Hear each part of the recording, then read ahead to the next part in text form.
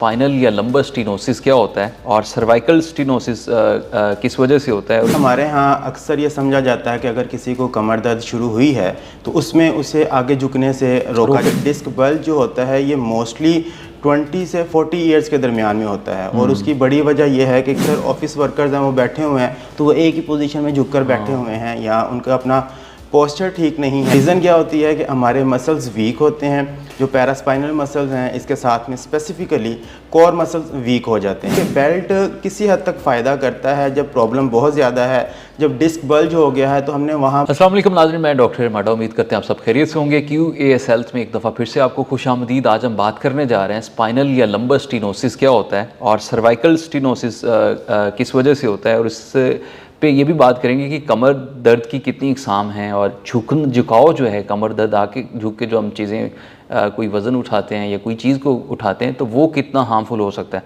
तो इस मौजू में बात करेंगे। हमारे साथ मौजूद हैं consultant physiotherapist doctor Numan Ghaffar, जो कि सीनियर लेक्चरर हैं CPMC central park medical college. Doctor साहब बहुत शुक्रिया फॉर द टाइम। डॉक्टर साहब आज बड़ा टाइम निकाल के आप तशरीफ़ लाए। डॉक्टर साहब बताइएगा कि अक्सर ये कहा जाता है कि कमर का जो दर्द है उसकी इकसाम बहुत सारी हैं, लेकिन झुकना उससे रोका जाता है।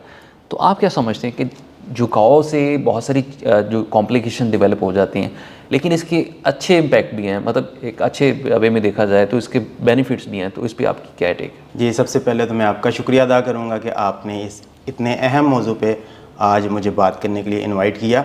जी बिल्कुल, हमारे यहाँ अक्सर ये समझा जाता है कि अगर किसी को कमर दर्द शुरू हुई है तो उसमें उसे आगे झुकने से रोका जाता है कि आपने आगे को नहीं झुकना। इसी तरह नमाज भी आप कोशिश करेंगे बैठ कर पढ़ें और उसमें कमर का झुकाव जितना आप कम कर सकते हैं उतना करना है। तो आज जिस टॉपिक पे हमने बात करनी है इसमें झुकाव फ़ायदेमंद होता है। अक्सर हमारे पास जो क्लिनिक पे पेशेंट्स आते हैं कमर दर्द के साथ, तो उनकी कमर दर्द की मुख्तलिफ वजूहात हो सकती हैं। कमर दर्द उनको मसल स्पैज़म की वजह से हो सकता है, कमर दर्द उनके स्ट्रक्चरल चेंजेस की वजह से हो सकता है, डीजेनरेटिव जॉइंट डिजीज़ जिसे कहा जाता है DJD, उसकी वजह से भी उनको कमर दर्द हो सकता है, डिस्क की वजह से भी कमर दर्द हो सकती है। इसी तरह नर्व्स के ऊपर कंप्रेशन आने लग जाता है तो उसकी वजह से भी कमर दर्द होती है।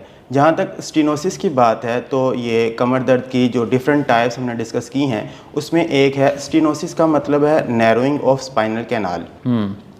जो हमारी स्पाइन का स्ट्रक्चर है उसमें कुदरती तौर पर हमारे पास कुछ कर्व्स पाई जाती हैं, कुछ प्राइमरी कर्व्स होती हैं जो कि at the time of birth मौजूद होती हैं। इसी तरह कुछ कर्व्स होती हैं जो कि with the passage of time develop होती हैं, जिसमें सर्वाइकल कर्व आ जाती है और इसके साथ में हमारे पास लंबर कर्व आती है। अब जब सर्वाइकल कर्व और लंबर कर्व्स हैं इनके ऊपर मोबिलिटी बहुत ज़्यादा होगी तो इसके अंदर स्ट्रक्चरल चेंजेस के आने के चांसेस भी ज़्यादा होते हैं। अच्छा डॉक्टर साहब, आपने लंबर की बात की तो L4 या 5 डिस्क जो होती है बल्ज हो जाती है, ये कॉमन है क्यों, क्या वजह है? अक्सर पेशेंट इसी का कंप्लेन कर रहे होते हैं, ये पेन डेवलप होगी L4 5 रीजन जो वो इफेक्ट हो गया, तो क्या समझते हैं इसकी वजह? अब डिस्क बल्ज और स्टीनोसिस ये दोनों डिफरेंट टॉपिक्स हैं। आपने डिस्क बल्ज के हवाले से पूछा तो सबसे पहले हम इसको डिस्कस कर लेंगे। डिस्क बल्ज जो होता है ये मोस्टली 20 से 40 इयर्स के दरमियान में होता है और उसकी बड़ी वजह यह है कि कोई भी इंसान वो इस टाइम पीरियड में सबसे ज़्यादा फंक्शनल होता है।